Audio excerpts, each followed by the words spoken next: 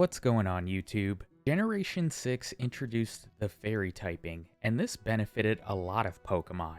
Aside from a bunch of previous Pokemon getting the fairy typing added to them, along with some new attacking moves, we also got a legendary fairy type in Xerneas. I went back and forth of who I wanted to do for this video. At one point I was decided with Sylveon, and then I switched to Azumarill, and then Clefable, but I really wanted to see how a Pokemon in the slow level up group would do in these games. Because Xerneas is a legendary Pokemon and its stats are very good, one would think right away it's going to perform very well. Along with the fact that the fairy type seems to be pretty broken in Gen 6, since it was the newest introduced typing. The biggest thing is Xerneas' moveset.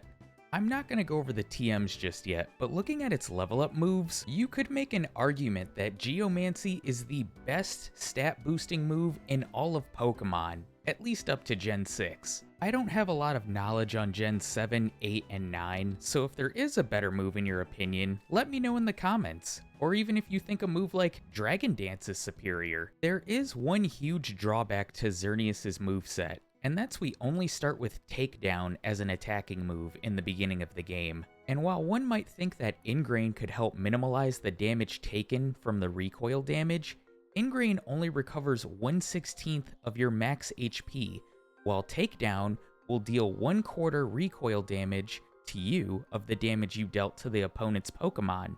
Because of this, I'm going to train in Santaloon Forest, along with picking up the optional battles outside of Santaloon Forest so that we can reach level 10 and learn Aurora Beam, preferably before we take on Viola.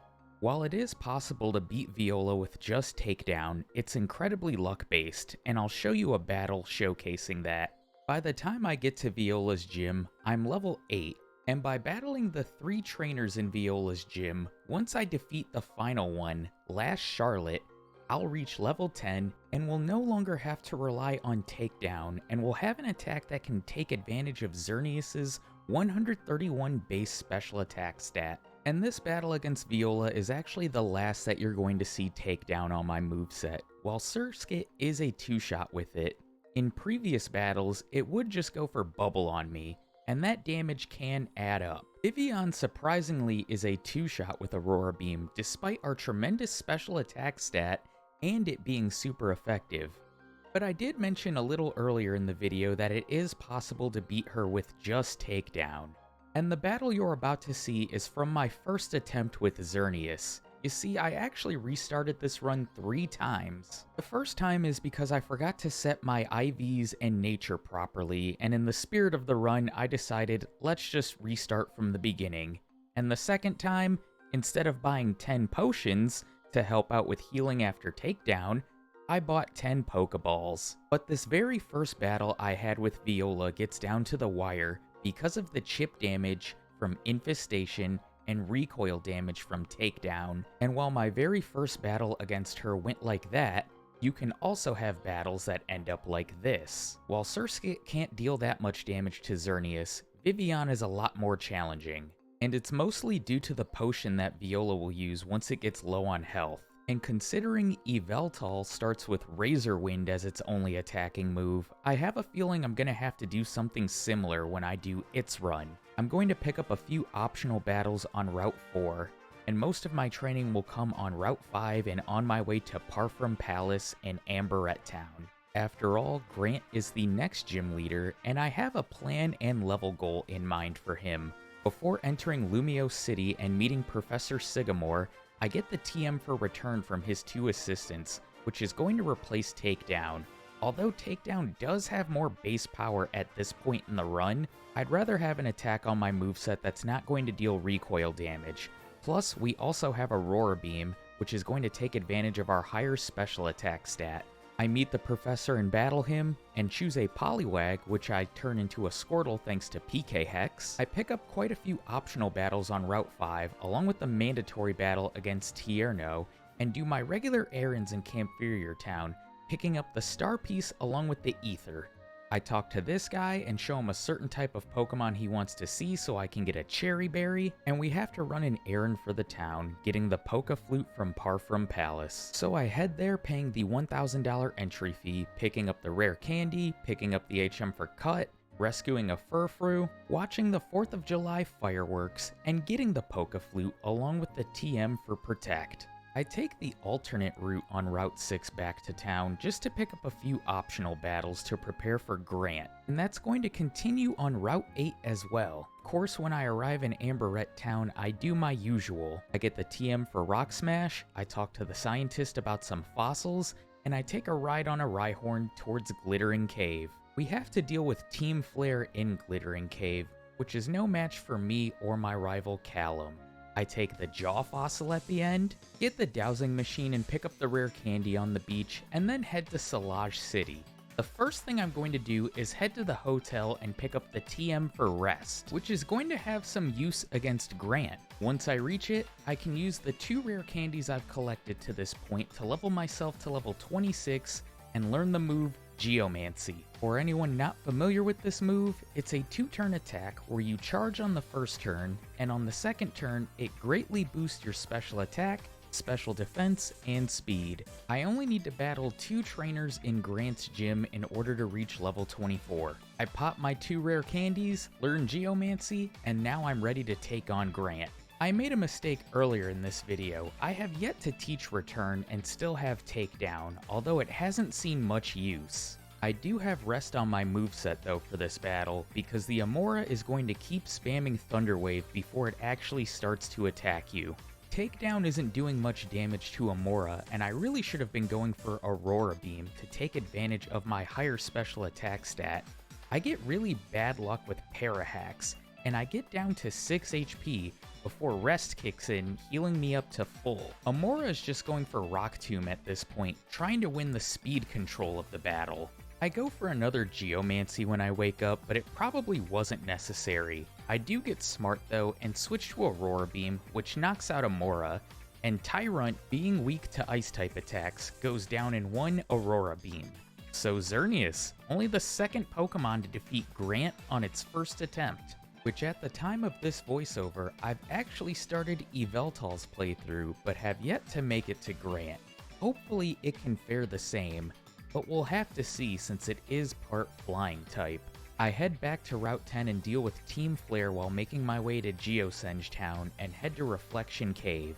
At this point in the run, I'm avoiding the optional battles and really want to try to stay on minimum battles for the remainder. After making our way through Reflection Cave, we can arrive in Shalour City, and the first thing we have to do here is head to the Tower of Mastery, where we have a rival battle against Callum. I open up the battle by using Geomancy, and Meowstic goes for Light Screen. I have Return on my moveset now, and I just go for it, and it 2-shots Meowstic thanks to a crit.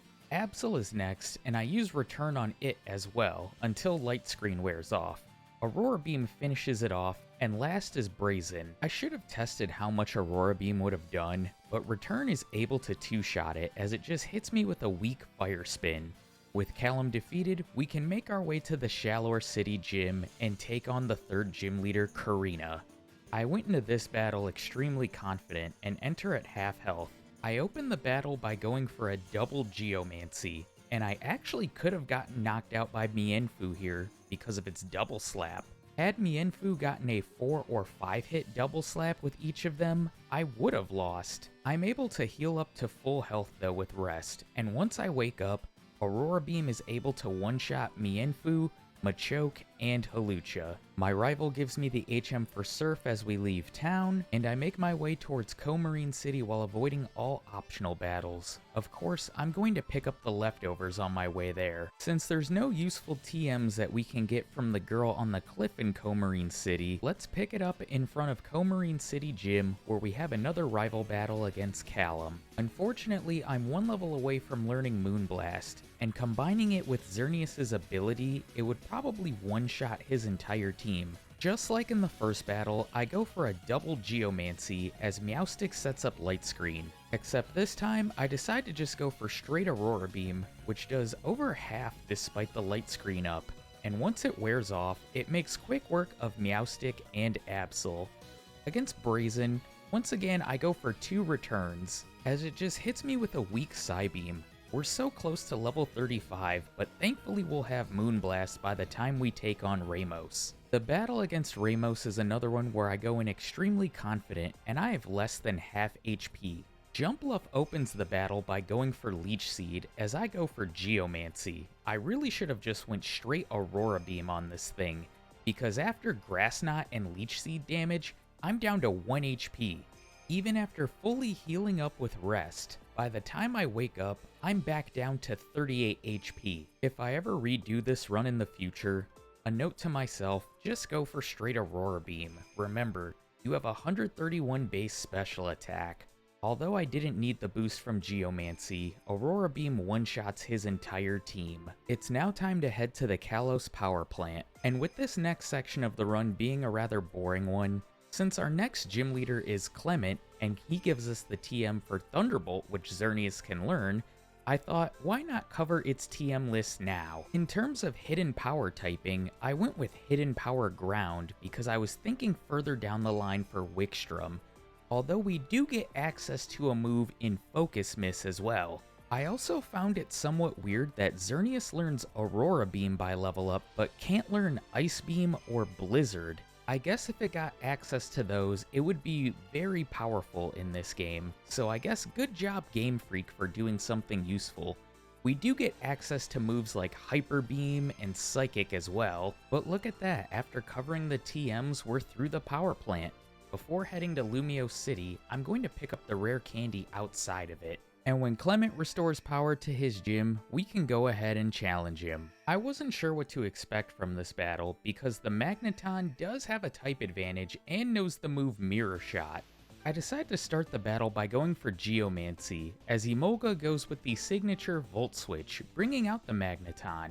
It's going to set up Electric Terrain, and I wonder how much Moonblast would be doing if I didn't set up with Geomancy, because it brings Magneton into sturdy range. This is going to get it trapped in a healing loop, and Thunderbolt didn't do much damage to me, although I did get a special attack drop on the Magneton. But by the time Clemont has exhausted all of his Hyper Potions, the Electric Terrain is worn off, and the remaining Heliolisk and Emolga can't take a full-powered Moonblast to the face. Xerneas is going to get an immediate move upgrade after this battle. Normally, I would do some shopping at the Pokemon Center and get a TM like Swords Dance, but Xerneas is going to be able to take advantage of TM24 Thunderbolt right away. Well, I shouldn't say right away because, of course, I don't put it on my moveset right away.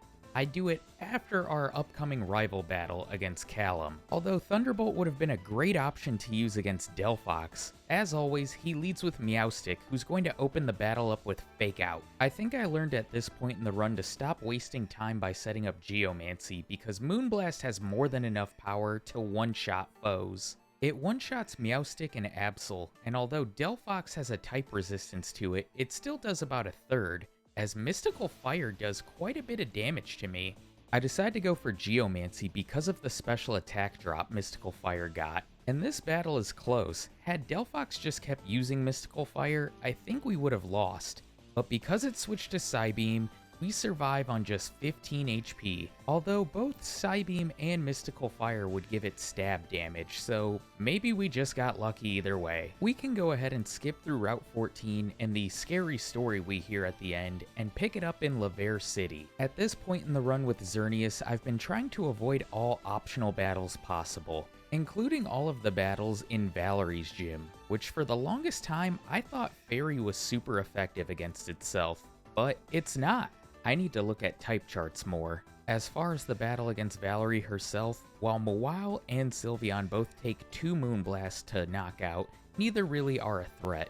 Mawile hits me with a weak Crunch, while Sylveon does get off a decently powerful Dazzling Gleam. And while we do get the TM for Dazzling Gleam as a prize for this gym battle, it's not going to see any use with Xerneas. Anyway, it's one of the most boring parts of this game. After defeating Valerie, we have to head to the Pokeball Factory, and it's another section of the game with a bunch of optional battles that Xerneas doesn't need to take. I quickly make my way across the conveyor belts to the President's office, take care of Team Flare, And then of course I'm going to pick the Master Ball as my prize, because why not?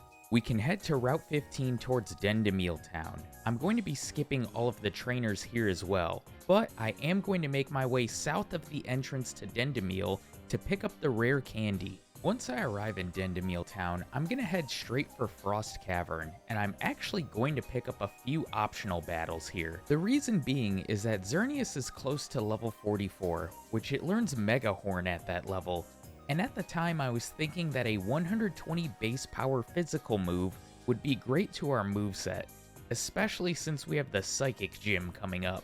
Unfortunately, Mega Horn, along with another physical move that we learn, won't see too much use. I take on one more optional trainer before taking on Mabel and Team Flare at the end of the cave. Xerneas is able to make quick work of her Houndoom, so we can take a ride on a Mamoswine and finally arrive in Anastar City, where we're going to pick up a few things before our rival battle against Callum. I purchased the TM for Focus Blast, but don't have enough money to buy Hyper Beam. Both of these are special moves in Gen 6, which will take advantage of Xerneas' special attack stat. I also pick up the TM for Hidden Power, which I've gone with Hidden Power Ground for this run because I was planning for Wickstrom. We're finally ready to take on Callum in front of the Anastar City Gym. This is going to be one of the battles where Mega Horn actually gets some use. While it is able to one-shot Meowstic, it does miss, allowing Meowstic to get a little more extra chip damage with Shadow Ball. I know this might not sound like much, but we do get pretty low in this battle. In the moment, I thought Mega Horn was the better option on Delphox, which its Psychic does huge damage to us as we two-shot it. Jolteon is next, and I'm going to switch to Moonblast for it, but it hits me with Discharge, bringing me to 41 HP. It then follows up with Quick Attack, because Moonblast failed to knock it out. Thankfully, all that's left is Absol, which we outspeed, and Moonblast more than annihilates this thing. As I make my way to Olympia in Anastar City Gym, I'm going to pick up a few battles. And Olympia's gym was really the last part in this run where I picked up any kind of optional battles, aside from getting caught by that occasional spinner. The battle against Olympia herself, though, started out very annoying. As you know, she leads with Sigilif.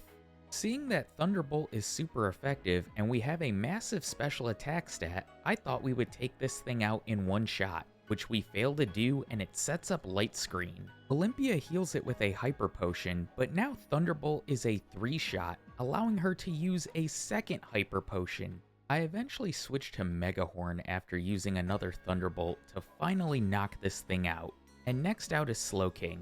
Light Screen is worn off, so Thunderbolt can 2-shot it. However, it did hit me with Yawn, and I'm asleep going into the Meowstic. However, I'm only asleep for 2 turns, and once I wake up, Mega Horn annihilates this thing. But with Olympia out of the way, you know we get that dreaded hologram once we exit the gym. And it's time for everyone's favorite part of the run. The rocket takeover, Lysandre's labs. And in the few runs I've done in X and Y, I feel like this is a part where a lot of Pokemon start to struggle. Not necessarily getting through Lysandre's labs, but against Lysandre himself. Whether it's the first battle, the second battle, the final battle. But Xerneas is one of those Pokemon that didn't really struggle in any of them. Granted, it is a legendary, and with its ability, Moonblast can nearly wreck anything. I just thought this was better filler to talk about than, my usual tangent in this part of the video where I talk about Lysandre's ambitions and goals. That just gets kind of boring after a while. So with the power of video editing, we can see his ultimate weapon rise and fall from Geosenge Town. Before heading to Korrina Town, I buy the TM for Hyper Beam now that I have enough money, along with picking up the rare candy on Route 15. I pick up the rare candy upon arriving in Korrina Town and battle the professor, making quick work of Venusaur, Blastoise, and Charizard. Shauna, Tierno, and Trevor go down just as fast, and I get the HM for Waterfall upon beating all of them. Wulfric, the leader of the Snowbell City Gym, is at the Pokemon Village, so we do need to make a detour there to get him to go back to his gym so that we can challenge him. But we're going to be coming back here after we defeat him for something. As for the battle against Wulfric, his Abomasnow puts up quite the fight. I no longer have Mega Horn, which would have been useful, but now have Horn Leech. Moonblast just barely misses the one-shot as it hits me with an energy ball, and thanks to the hail, I'm down about a quarter of my HP. I do have the leftovers on for recovery purposes and go for Geomancy, but it gets a critical hit energy ball, and I'm under half health. Thanks to the boost from Geomancy, Moonblast is now able to one-shot Abomasnow, and next up is Cryogonal. While Hornleech can't get the one-shot despite its paper-thin defense, we do get the HP recovery, and thanks to a weak Flash Cannon and a retroactive Hyper Potion, along with leftover recovery, we're nearly back to full health by the time we go into the Avalugg. While Avalugg is similar to Cloyster with its massive physical defense, its special defense is paper thin, and Moonblast one-shots it. I mentioned heading back to Pokemon Village. That's because we can't use the HM for Waterfall until we defeat Wulfric, and once we have use of it, we can pick up the TM for Psychic. I also backtracked to Koraway Town picking up the TM for Rock Slide. I felt like both of these could see some use in the league, and it's better to have them than not. It's time to head through Victory Road, and I'm only going to be taking on the mandatory trainers, although there is an annoying spinner with an Espeon that catches me. But aside from the Victory Road Gauntlet, the most important mandatory battle is our final one against our rival Callum. I decide to open the battle with a Geomancy, as Meowstic hits me with 2 weak Psychics and a Fake Out. When it's time to strike, the near sweep can begin. Moonblast one-shots his entire team with the exception of Delphox. It's a shame the final rival battle couldn't provide any type of excitement or challenge, and the Victory Road Gauntlet goes by just as quickly as the Professor's Blastoise, Venusaur, and Charizard. Maybe the league will provide more of a challenge for Xerneas. Although we are in the low 60s for our level, we are a legendary Pokemon. I decided to start out the league with who I thought would be the easiest member in Drasna. And spoilers, this battle goes down to the wire, because Dragalge's opening Sludge Bomb does over half of my HP and poisons me. And if I didn't have the leftovers on to help mitigate some of that poison damage every turn, I would have lost. Not only that, but Noivern also outsped me, and I finished this battle with 5 HP remaining. So while Drasna was a bit too close for comfort, Seabold gives us that reassurance. All you have to do is press A on Thunderbolt. I didn't think he would be the Bruno of this run. But next up is Malva, and this is where I make my biggest mistake in this run. I delete Thunderbolt for Rock Slide. I was thinking ahead to Pyroar and Talonflame mostly, and while Rock Slide fails to one-shot it, its Flamethrower does about a third of my HP. While my next Rock Slide knocks it out, Talonflame follows, outspeeds me, and uses Brave Bird bringing me to 108 HP. While Rock Slide does one-shot it, I don't have a lot of HP left over for Torkoal, which follows next, and her final Pokemon Chandelure. I also get unlucky and miss a Rock Slide, and Torkoal begins to set up Curse. After Malva heals it with a Hyper Potion after Rock Slide fails to knock it out, I decide to go for Moonblast, which is doing a lot more damage.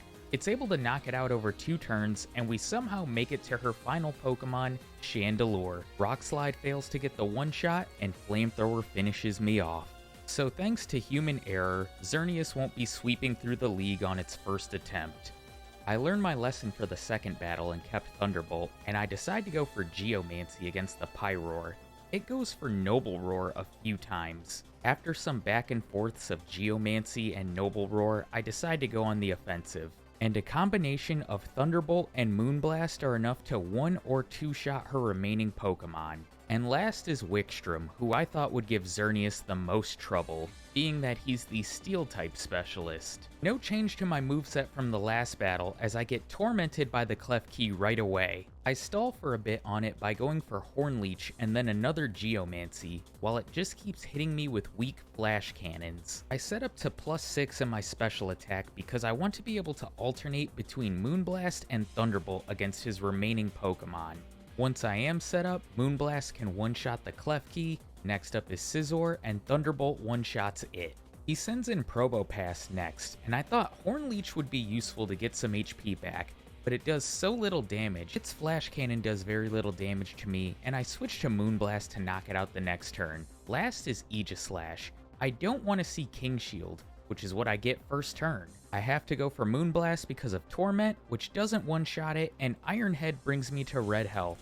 Thankfully, Wikstrom goes for a full restore, leaving Aegislash in its blade form for me to knock it out. Although that battle was close, it wasn't as difficult as I thought Wikstrom would be, and all we have left is the champion Diantha. So let's go ahead and close this run out and see just how high Xerneas set the bar for future runs. Diantha leads with Hawlucha, and while I'd like to set up on this thing, it's a bad idea too, because it has both Swords Dance and Poison Jab.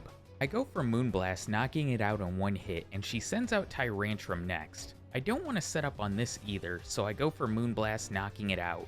She sends out Aurorus next, and this thing likes to set up Light Screen and Reflect.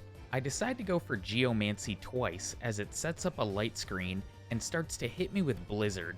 Setting up to +4 probably wasn't necessary, but once the light screen wears off, I go for Moonblast. Her 3 remaining Pokemon are Goodra, Gourgeist, and Gardevoir. Go ahead and try to say that 3 times fast. But anyways, they all go down to 1 Moonblast, and Xerneas has done it.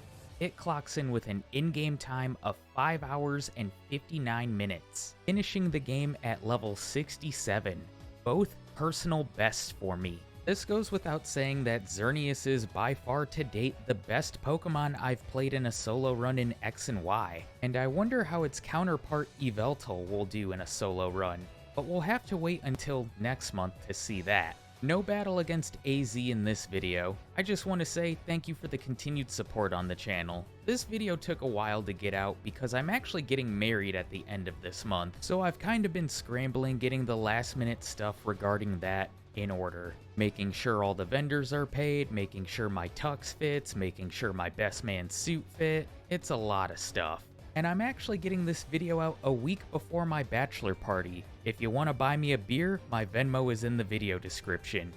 Again, thank you for the continued support. There might be a second video this month. I do have a backlog of Gen 1 videos I need to edit. Like, I have a Dugtrio run from March. I have a Poliwrath run from last November. I have another water Pokemon, Seadra, from last November. I have to check the backlog. I haven't really paid too much attention to it. But I'll catch you in my next one. Take care, everybody.